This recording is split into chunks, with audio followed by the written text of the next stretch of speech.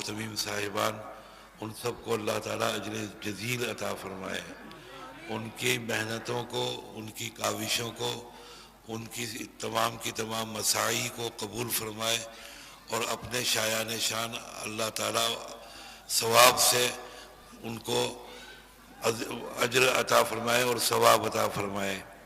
بھائی، میری یہ صبح سے لے کر یعنی جمعہ سے لے کر اب تک چوتھی تقریر ہے، اور اردو کے شاعر غالب نے کہا ہے کہ انسان ہوں پتھر نہیں ہوں میں، یا پھر میں بنگلہ دیشی نہیں ہوں۔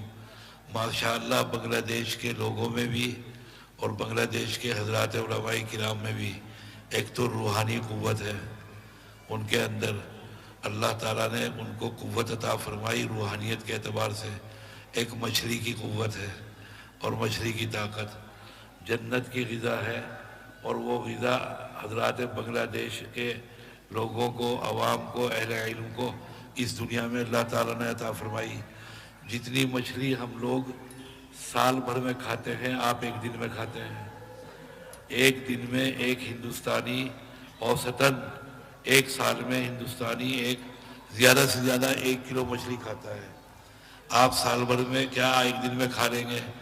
تو اس کی طاقت اللہ تعالیٰ نے عطا فرمائی۔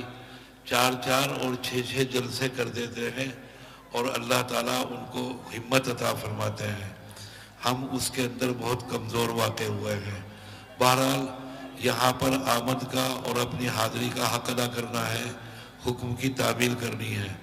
میں نے آیت قرآنی آپ کے سامنے تلاوت کی، جس میں حق تعالیٰ جل مجدہ نے اہل ایمان کو خطاب فرمایا، اور فرمایا کہ اے اہل ایمان، اگر تم تقوی اختیار کرو گے تو پھر ہم تمہیں ایک شان دیگر عطا فرمائیں گے، ایک الگ سے رتبہ عطا فرمائیں گے، ایک الگ سے مقام عطا فرمائیں گے۔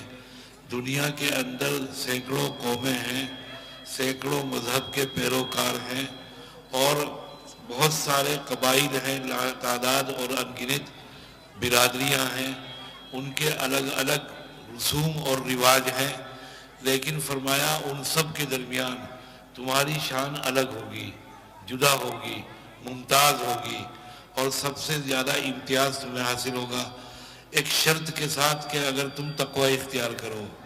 سوال یہ ہے، علماء نے بحث کی، حضرات مفسرین نے، کہ تقوی کیا ہے؟ اس کی پھر چند مثالیں پیش کی حضرات اہل علم نے۔ ایک تقوی ہے جناب سرور کائنات رسالت مآب صلی اللہ علیہ وسلم کا، ایک تقوی ہے حضرات صحابہ رضوان اللہ علیہ مجمعین کا، پھر تقوی ہمارے اکابر اولیاء حضرات اہل دل، اہل باطن و اہل اللہ کا ہے، ان کا تقوی ہے۔ تو جناب سرور کائنات صلی اللہ علیہ وسلم نے بھی بار بار تقوی کی جانب توجہ دلائی، اور اس کی اہمیت آپ اس طرح سمجھیے کہ قرآن مجید میں اگر آپ تتبع کریں، تلاش کریں اور جستجو کریں تو ہر صفحے پر اوسطاً تقوی کا ذکر 1 مرتبہ ضرور آ جائے گا۔ پورے قرآن مجید میں ہر صفحہ پر 1 مرتبہ تقوی کا ذکر، بعض صفحات میں 3 اور 4 مرتبہ قرآن مجید نے تقوی کا ذکر کیا۔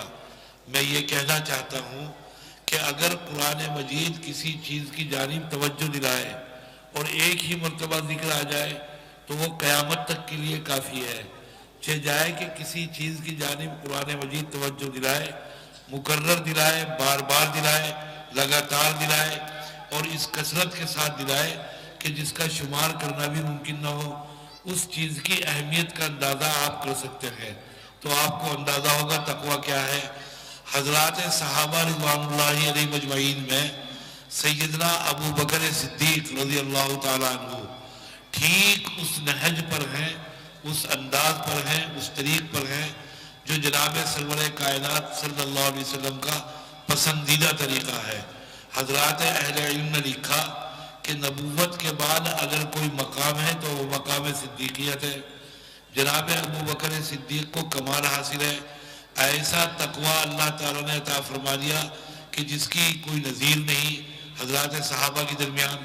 پھر سیدنا عثمان غنی ہیں رضی اللہ تعالیٰ عنہ، حضرت کے واقعات میں لکھا کہ کہ بیت المال میں عطر آیا تقسیم ہونے کے لیے. حضرت عثمان غنی گھر میں عطر کا برتن لے کر آئے تقسیم کرنے کے لیے.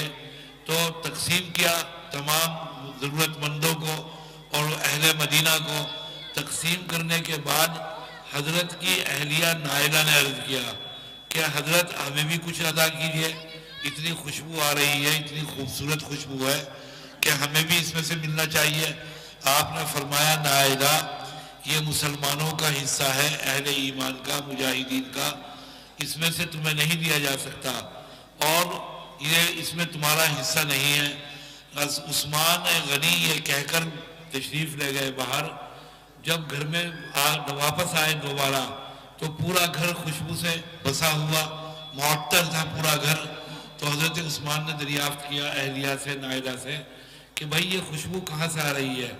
عرض کیا حضرت آپ جو عطر تقسیم کر کے خالی برتن چھوڑ گئے تھے, اس خالی برتن میں میں نے ہاتھ پھیر کر اپنے لباس پر ہاتھ پھیر لیا. عثمان سر پکڑ کر بیٹھ گئے اور فرمایا کہ نائلہ تو خود بھی ہلاک ہوئی, تو نے مجھے بھی ہلاک کر دیا. تمہارے لیے کہاں سے جائز تھا کہ تم خالی برتن میں ہی ہاتھ پھیر کر اپنے جسم پر پھیرو. یہ تقویٰ ہے حضرات صحابہ کا. جناب نبی کریم صلی اللہ علیہ وسلم نے مزاجوں کی تہذیب, اخلاق اور کردار اس قدر بلند کر دیے تھے, اتنے پاکیزہ کر دیے تھے کہ اس کی کوئی نظیر نہیں ملتی. اسی طریقے پر دوسرے صحابہ رضوان اللہ علیہم اجمعین, سیدنا عمر ابن خطاب رضی اللہ تعالیٰ عنہ ہیں, اسلام کی تاریخی شخصیت ہے, بنیادی اور اساسی شخصیت ہے, ان کی نظیر نہیں ملتی. ہندوستان کے اندر جب آزادی ہوئی سن 1947 میں, انگریز سے آزادی ملی اور وہاں پر حکومت قائم کرنے لگے, تو ان سب کے سربراہ گاندھی, کرم چند موہن داس گاندھی جی نے سب کو جمع کیا اور جمع کرنے کے بعد یہ کہا, یہ نصیحت کی اپنے تمام کے تمام لیڈران کو جنہوں نے آزادی کی جنگ میں شرکت کی تھی, کہ اگر حکومت کرنی ہے ہندوستان پر تو ایسی حکومت کرنا جیسے عمر نے حکومت کی ہے. عمر کی حکومت کی مثال غیر مسلم بھی دیتے ہیں. تاریخ میں ایسی کوئی دوسری شخصیت نہیں جیسا کہ سیدنا عمر ابن خطاب رضی اللہ تعالیٰ عنہ. حضرت کو جلال آتا تھا, حضرت کو غضب کی کیفیت ہوتی تھی, اور خاص طور سے توحید کے بارے میں, ایمانیات کے بارے میں, اسلام کے بارے میں حضرت بالکل برہنہ تلوار کی طریقے پر تھے. تو حضرت کے واقعات ہیں اور ان واقعات سے معلوم ہوتا ہے کہ حضرت کا مزاج کیا تھا. علماء محققین نے لکھا حضرت کا حلیہ کہ حضرت کا قد نکلتا ہوا تھا, لمبے قد کے تھے, اور گال حضرت کے اندر دھسے ہوئے تھے, مونچھیں رکھی ہوئی تھی سبالتین. جب عالم غضب میں ہوتے تھے تو اپنی مونچھوں کو تاؤ دیتے تھے, اپنی آستینیں چڑھاتے تھے. جب حضرت کو کسی بات پر غصہ آتا تو ایک مرتبہ حضرت عمر ابن خطاب حجامت بنوا رہے ہیں, لکھا ہے, اور حجامت کے دوران آپ اس سے بھی مرتبہ سمجھیے عمر کا, کہ مصر سے کتاب آئی ہے موافقات عمر, ان مصنف نے کتاب کے ان آیات کی نشاندہی کی ہے جو آیات حضرت عمر کے حق میں ان کی رائے کی موافقت میں قرآن مجید نازل ہوا. قرآن مجید 11 بار سے زائد آیتیں ایسی ہیں جو حضرت عمر کی موافقت میں, ان کی رائے کی موافقت میں, اس سے ان کی مقام کا, ان کی مرتبے کا اور ان کی عظمت کا پتہ چلتا ہے. حضرت حجامت بنوا رہے ہیں, حجامت بنا رہا ہے. دوران حجامت حضرت نے گلا صاف کیا اور کر کے اپنا گلا صاف کرنے کی کوشش, تو دیکھا کہ حجام بے ہوش ہو کر گر پڑا. جو حجام تھا وہ بے ہوش ہوا اور بے ہوش ہو کر گر پڑا. حضرت عمر نے اس کو ہوش میں لانے کی تدابیر کی, اس کے چہرے پر پانی کے چھینٹے دیے, ہوش میں لائے. جب ہوش میں آ گیا تو حضرت عمر نے دریافت کیا کہ بے ہوش کیوں ہوئے. کہنے لگا کہ حضرت آپ نے بے ہوش کیا. عمر نے فرمایا کہ خدا کے بندے کیوں تہمت لگاتا ہے, کیوں الزام لگاتا ہے؟ میں نے نہ تجھے ڈانٹا, نہ ڈپٹا, نہ مارا, نہ پیٹا, بلا وجہ الزام لگا رہا ہے کہ میں نے بے ہوش کیا. کہا کہ حضرت جس وقت آپ نے گلا صاف کیا اور آپ کھنکارے, تو میں یہ سمجھا کہ میری کسی حرکت پر عمر کو جلال آ گیا، اس خیال سے میرے ہوش غائب ہو گئے اور میرے حواس معطل ہو گئے اور میں بے ہوش ہو گیا۔ اور یہ تو بیچارہ ایک معمولی حجام تھا۔ حضرت عمر دور عمارت کے اندر مسجد نبوی میں فجر کی نماز کے لیے تشریف لائے ہیں، بحیثیت امام کے نماز پڑھا کر نکلے ہیں مسجد نبوی سے۔ آپ کے پیچھے صحابہ کی جماعت ہے جس کے اندر کبیر السن حضرت عمر سے جو عمر کے اندر بڑے ہیں وہ صحابہ بھی ہیں، آپ سے حضرت عمر کے ساتھ وہ صحابہ بھی ہیں جن سے حضرت عمر علمی استفادہ کرتے ہیں، سوالات کرتے ہیں، صحابہ کی جماعت ہے۔ اچانک عمر کو کوئی کام یاد آیا، تیزی کے ساتھ پیچھے مڑے تو تمام صحابہ کی صف زمین پر گر پڑی، اس خیال سے کہ شاید عمر کو ہماری کسی حرکت پر جلال آ گیا۔ یہ شان ہے سیدنا عمر بن خطاب رضی اللہ تعالیٰ عنہ کی۔ ایک صحابی ہیں جناب نبی کریم صلی اللہ علیہ وسلم کے، عمر ابن عاص رضی اللہ تعالیٰ عنہ۔ چند صحابہ ایسے ہیں جو اپنے فہم میں اور اپنی ذہانت میں، اپنی فراست میں اور اپنے بہادری کے اندر ایک دوسرے سے کچھ کم نہیں۔ سیدنا خالد ابن ولید، عمر ابن عباس، سید الشہداء حمزہ رضی اللہ تعالیٰ عنہ، اور اسی طریقے پر حضرت علی کرم اللہ وجہہ، 19-20 کے فرق کے ساتھ، کچھ ان کو نمبر نہیں دیا جا سکتے، نہایت جسور، بڑے توانا اور نہایت بہادر اور سمجھدار واقع ہوا ہے۔ حضرت عمر ابن عاص کے ساتھ آج بھی جب عرب کے مورخین ان کا تذکرہ کرتے ہیں تو ان کے نام سے پہلے لکھتے ہیں فریس عرب، عرب کا سب سے سمجھدار انسان، سب سے دانا اور عقل مند آدمی۔ اتنے دانا ہیں عمر ابن عاص کہ جناب نبی کریم صلی اللہ علیہ وسلم نے چند لوگوں کے حق میں آرزو اور دعا کی ہے کہ اللہ تعالیٰ ان کو ایمان کی توفیق عطا فرمائے۔ آپ نے ان میں سے عمر ابن عاص کے حق میں بھی دعا کی کہ اللہ تعالیٰ ان کو ایمان کی توفیق عطا فرمائے۔ جناب رسالت مآب صلی اللہ علیہ وسلم کی زبان مبارک پر کوئی چیز آئے، آپ کے قلب اطہر میں کوئی عرض ہو، ناممکن ہے کہ وہ پوری نہ ہو، محال ہے، وہ ضرور پوری ہو کر رہے گی۔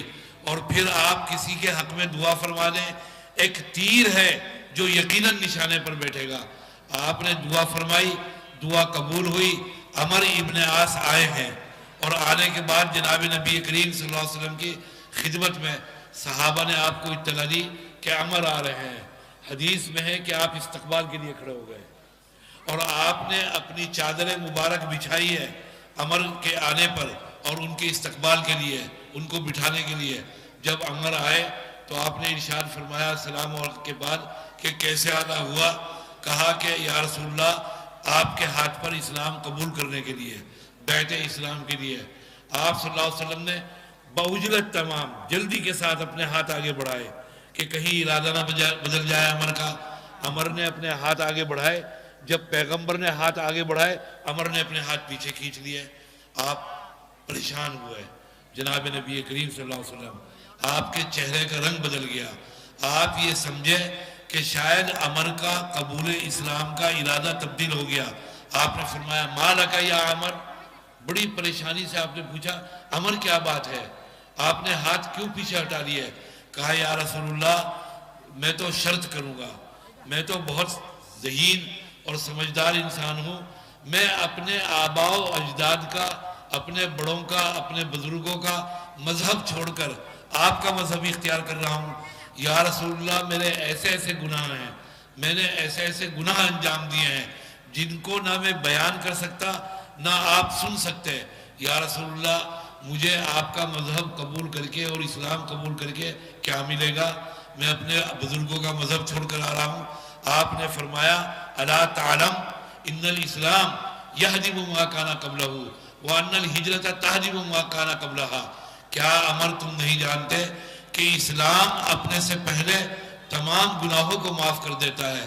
اتنے سمجھدار انسان ہیں یہ سیدنا عمر ابن عاص، مصر کے گورنر ہیں حضرت عمر کے دور امارت میں۔ حضرت عمر کو اطلاع ملی کہ عمر ابن عاص نے مصر میں گورنر ہاؤس بنا دیا۔ وہ گورنر ہاؤس کوئی وائٹ ہاؤس نہیں تھا، کوئی کریملن نہیں تھا، کوئی راشٹرپتی بھون نہیں تھا، ایک معمولی کمرہ بنایا تھا مٹی کا، اور گارے سے ایک کمرہ تیار کیا تھا۔ حضرت عمر نے مدینہ منورہ سے ایک پرچہ لکھا، معمولی پرزہ لکھا کہ او آس ابن آس، میں نے سنا ہے کہ تو نے کوئی کمرہ بنایا ہے گورنر ہاؤس، میرا یہ پیغام ملنے کے ساتھ ہی اسے زمین کے برابر کر دے، ورنہ وہیں پر پہنچ کر دونوں کان اکھاڑ کر گدی کے پیچھے لگا دوں گا، گردن کے پیچھے لگا دوں گا۔ یہ آرڈر دیا حضرت عمر نے۔ لکھا ہے تاریخ میں، جب عمر رضی اللہ تعالیٰ عنہ کا یہ پیغام قاصد لے کر پہنچا پیغامبر مصر حضرت عمر ابن عاص کے پاس، تو گورنر ہاؤس میں بیٹھے تھے، گورنری کے فرائض انجام دے رہے تھے، لوگوں کے مقدمات سن رہے تھے، فیصلہ کر رہے تھے۔ پرچہ پڑھا، اٹھے اور بھاگے، باہر نکلے، نہ جوتا پہنا نہ سامان اٹھایا، اور باہر نکل کر کھڑے ہو کر کہا گراؤ، ابھی گراؤ، فوراً گراؤ، زمین کے برابر کر دو۔ جب وہ کمرہ گرا دیا گیا تو کسی نے عمر ابن عاص سے عرض کیا کہ حضرت ایسی بھی کیا بدحواسی، ایسا بھی کیا آپ نے عجلت کی، جلدی کی؟ اگر عمر کا آرڈر تھا تو آپ کم از کم جوتے پہن لیتے، اپنا سامان اٹھا لیتے، آپ نے تو اتنی عجلت کی، چپل بھی نہیں پہنے اور باہر نکل کر کمرہ۔ کہا کہ خدا کی قسم تم نہیں جانتے، جس شخص کا یہ آرڈر تھا، جس شخص کا یہ پیغام آیا تھا، وہ اپنی دھمکی کو، اپنی تھریٹ کو حقیقت بنا دیتا اگر میں ذرا بھی دیر کرتا۔ یہ ہے سیدنا عمر ابن خطاب۔ یہ عمر ابن خطاب نے کعب احبار سے دریافت کیا کہ کعب تقوی کیا ہے، جو میرا موضوع ہے، اور میں آپ کو اسی کے متعلق بتا رہا ہوں کہ ایمان والوں سے مطالبہ کیا اللہ تعالیٰ نے تقوی اختیار کرو۔ اب تقوی کیا چیز ہے؟ کعب سے پوچھا حضرت عمر نے کہ کعب تقوی کیا ہے؟ حضرت کعب نے دریافت کیا، عمر کیا آپ کبھی ایسے راستے سے گزرے ہیں جس کے داہنی جانب بھی کانٹے ہوں، جس کے بائیں جانب بھی کانٹے ہوں، آگے بھی کانٹے ہوں، پیچھے بھی کانٹے ہوں؟ حضرت عمر نے گردن جھکائی، تھوڑی دیر کے بعد اپنی گردن اٹھائی، کہا گزرا ہوں۔ کعب نے پوچھا کیسے گزرے؟ کہا حضرت عمر نے کہ اپنے دامن کو سمیٹ کر، اپنے کپڑوں کو بچا کر، اپنے جسم کو بچا کر، کہیں کانٹوں میں الجھ کر کپڑے نہ پھٹ جائیں، جسم زخمی نہ ہو جائے۔ کہا کعب نے کہ عمر، اس دنیا کے اندر اسی احتیاط سے زندگی گزارنے کا نام تقوی ہے۔ ہماری دائیں جانب بھی گناہ ہیں جو ہمیں دعوت دے رہے ہیں، ہماری بائیں جانب بھی گناہ ہیں، معصیتیں ہیں جو ہمیں پکار رہی ہیں، پیچھے بھی گناہ ہیں، آگے بھی گناہ ہیں۔ ان گناہوں سے اپنے آپ کو بچا کر زندگی گزارنا احتیاط کے ساتھ، کہیں یہاں گناہ نہ ہو جائے، کہیں وہاں گناہ نہ ہو جائے، کہیں زبان کا گناہ نہ ہو جائے، کہیں آنکھ کا گناہ نہ ہو جائے۔ بھائی زبان کا گناہ اور غیبت جانتے ہو، زجر الشبان والشیبہ عن ارتکاب الغیبہ، مولانا عبدالحی لکھنوی کی ایک کتاب ہے، اس میں انہوں نے ایک حدیث نقل کی۔ وہ حدیث سنا کر آپ کو اپنی بات ختم کروں گا۔ فرمایا جناب نبی کریم صلی اللہ علیہ وسلم نے کہ ماں کے ساتھ منہ کالا کرنے میں جتنا گناہ ہے، دنیا کہاں سے کہاں چلی گئی، بے حیائی آج اپنے عروج پر ہے، بے غیرتی آج 7ویں آسمان پر ہے، فحاشی آج چاروں طرف بڑھانا ناچ دکھا رہی ہے۔ اس کے باوجود یہ خبر منحوس کان میں نہیں پہنچتی کہ کسی بدنصیب اولاد نے، لڑکے نے اپنی ماں کے ساتھ زنا کیا ہو۔ فرمایا کہ ماں کے ساتھ زنا کرنے میں جتنا گناہ ہے، نبی کریم نے، اس سے 26 درجہ زائد گناہ سود کھانے میں ہے، اور جتنا گناہ سود کھانے میں ہے اس سے 26 درجہ زائد گناہ غیبت کرنے میں ہے۔ اللہ اکبر۔ زبان پر کنٹرول بٹھایا جناب نبی کریم صلی اللہ علیہ وسلم نے۔ حدیث میں ہے سیدہ عائشہ رضی اللہ تعالیٰ عنہ بیٹھی ہوئی ہیں، اچانک انصار کی عورت آئیں نبی کریم صلی اللہ علیہ وسلم کے گھر میں، عائشہ بھی موجود ہیں۔ وہ آنے والی عورت چھوٹے قد کی ہیں، ان کا قد پستہ ہے، ناٹے قد کی، قصیر القامہ ہیں۔ حضرت عائشہ کہتی ہیں کہ وہ آئیں، آنے کے بعد انہوں نے نبی کریم سے کوئی مسئلہ پوچھا، آپ نے جواب دیا۔ جب وہ واپس جانے لگی تو عائشہ رضی اللہ تعالیٰ عنہ نے نبی کریم سے خطاب کر کے کہا یا رسول اللہ ایسے جا رہی ہے. اشارہ تھا ان کے چھوٹے قد کی طرف، ان آنے والی خاتون کے جو انصاری آئی تھی. آپ کے چہرے کا رنگ بدل گیا. عائشہ کے اس کلمے سے اور اس بات سے پیغمبر کا چہرے کا رنگ متغیر ہو گیا. آپ حضرت عائشہ گھبرائیں. عرض کیا یا رسول اللہ کیا بات ہے؟ کہا عائشہ تو نے ایسی بات کہی، ایسا کلمہ کہ اگر سمندر میں ڈال دیں تو سمندر کا رنگ کالا ہو جائے. حضرت عائشہ نے کہا یا رسول اللہ میں نے کیا کہا؟ میں نے کوئی تہمت نہیں لگائی، میں نے کوئی ان کے اوپر الزام نہیں لگایا، میں نے تو ایک حقیقی بات کہی. واقعتاً ان کا قد چھوٹا ہے، ان کے چھوٹے قد کی جانب. آپ نے فرمایا عائشہ کسی کی عدم موجودگی میں اس کے بارے میں ایسی بات کہنا، کسی کی غیر حاضری میں، کہ اگر وہ بات اس کے سامنے کہی جاتی تو اسے ناگوار گزرتی، اسے اچھا نہیں لگتا. عائشہ اسی کا نام غیبت ہے. اگر کسی کے بارے میں ایسی بات کہنا کہ اس بات وہ عیب اور وہ چیز اس کی ذات میں موجود نہیں، یہ تو تہمت ہے. اس کا عذاب تو کہیں زیادہ ہے غیبت سے. تو زبان پر کنٹرول بٹھایا حضرت جناب نبی کریم صلی اللہ علیہ وسلم نے. تو تقوی کے متعلق کعب نے کہا کہ ایسے راستے سے اپنے آپ کو بچائے کہ جہاں پر آپ کو گناہ دعوت دے. حضرت عمر سے کہا کہ اسی کا نام تقوی ہے. یہ ہے حضرات صحابہ کا تقوی رضوان اللہ علیہ اجمعین. بھائی تقوی حضرات اکابر، حضرات بزرگان دین کا اور اہل اللہ کا، اس کی بھی میں آپ کے سامنے مثالیں دیتا، لیکن میں تھک گیا حضرت، میں تھک گیا صبح سے. میں نے اسی لیے شروع میں کہا کہ میں ہندوستانی عالم ہوں، مولوی ہوں. میرے میں اندر وہ روحانی قوت نہیں جو بنگلہ دیشی علماء میں ہے. اور ان کی قوت کی جو بنیاد ہے وہ دو ہے، ایک تو روحانی قوت، ایک مچھلی کی قوت. تو ہم جو مچھلی کھاتے ہیں سال بھر میں، پورے سال میں 1 کلو، آپ ایک دن میں 1 کلو کھا جائیں گے. تو بہرحال بھائی میں شوگر کا مریض بھی ہوں. خدا تعالیٰ جو کچھ میں نے عرض کیا آپ کے سامنے بیان کیا اس میں شان قبولیت پیدا فرمائے. آپ کو اللہ تعالیٰ تقوی کے اوپر عمل کرنے کی توفیق عطا فرمائے. ہماری زندگیوں کو تقوی و طہارت سے مزین فرمائے اور دین کے مطابق، جناب نبی کریم صلی اللہ علیہ وسلم کی ہدایات کے مطابق، آپ کے لائے ہوئے احکامات کے مطابق، آپ کے لائے ہوئے آئین اور شریعت کے مطابق زندگی گزارنے کی توفیق عطا فرمائے. وآخر دعوانا الحمدللہ رب العالمین.